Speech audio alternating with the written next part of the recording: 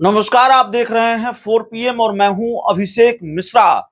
देखिए, रुपौली को लेकर ताजा अपडेट सामने आया है। रुपौली विधानसभा सीट को लेकर जो उपचुनाव हुआ, उसके आज नतीजे सामने आने वाले हैं और धीरे धीरे तस्वीर अब साफ होती जा रही है। सुबह से रुपौली के लिए वोटों की गिनती जारी है। 10 जुलाई को वोट डाले गए थे और आज वोटों की गिनती चल रही है सुबह से। अगले कुछ घंटे में नतीजे बिल्कुल साफ हो जाएंगे, लेकिन तस्वीर अब तकरीबन साफ हो चली है। और अगर बड़ा उलटफेर नहीं हुआ तो रुपौली का जो उपचुनाव है वो जेडीयू के पक्ष में जाता हुआ दिख रहा है।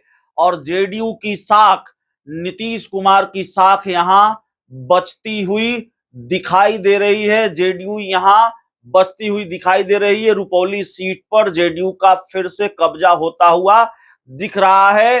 हालांकि अभी थोड़ा इंतजार करना पड़ेगा, उलटफेर की गुंजाइश है। और अभी वोटिंग शुरू, माफ कीजिएगा, वोटों की गिनती शुरू हुए कुछ घंटे बचे हैं और कुछ घंटे बाकी हैं तस्वीर साफ होने में। तो जाहिर है परिणाम यही होंगे, इसी के अनुरूप होंगे। ये बात पुख्ता तौर पर नहीं कही जा सकती, लेकिन वोटों का जो अंतर है वो थोड़ा ज्यादा है। इसलिए इस बात की गुंजाइश है कि परिणाम जेडीयू के पक्ष में चला जाए। देखिए, रुपौली में जो बात सामने आ रही है, जो रुपौली को लेकर जो अपडेट सामने आ रहा है, कलाधर मंडल जो जेडीयू के उम्मीदवार हैं, वो 6,588 वोट उनको मिले हैं।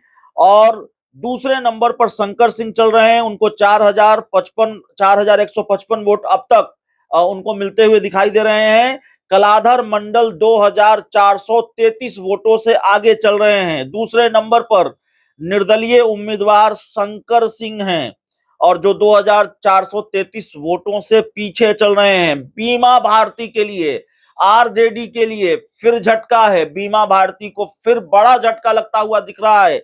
बीमा भारती तीसरे नंबर पर हैं और उनको मात्र 2,359 वोट मिले हैं। वो 4,229 वोटों से पीछे चल रही हैं। तो ये बड़ा झटका होगा आरजेडी के लिए, बड़ा झटका होगा बीमा भारती के लिए।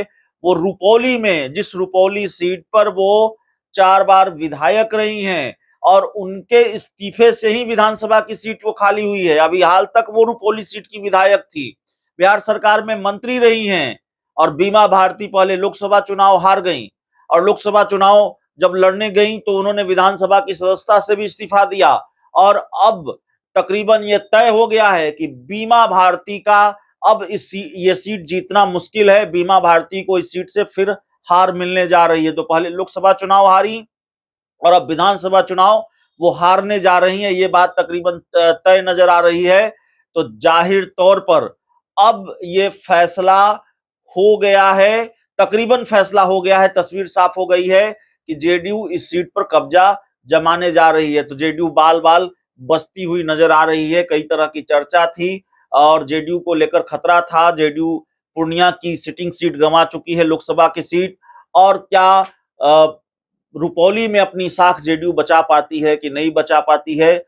खूब मेहनत की थी नीतीश कुमार ने भी, एनडीए के नेताओं ने भी। नीतीश कुमार के करीबी नेता डेरा डाले हुए थे, खासकर मंत्री लेसी सिंह और कई जेडीयू के बड़े नेता ने वहां पूरी ताकत लगाई थी। और अब जेडीयू की मेहनत यहां सफल होती हुई दिख रही है।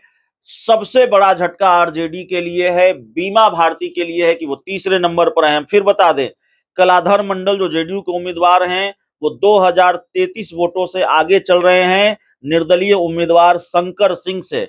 और बीमा भारती बहुत पीछे चल रही हैं, तीसरे नंबर पर चल रही हैं और वो 4,229 वोटों से पीछे चल रही हैं। तो तीसरे नंबर पर हैं और यहां से तकरीबन यह तय माना जा रहा है कि बीमा भारती यहां से चुनाव हार रही हैं और ये चुनाव जेडीयू के पक्ष में जाता हुआ दिख रहा है। तो इस पूरी रिपोर्ट में इतना ही, इस पूरी खबर में इतना ही। बहुत बहुत धन्यवाद।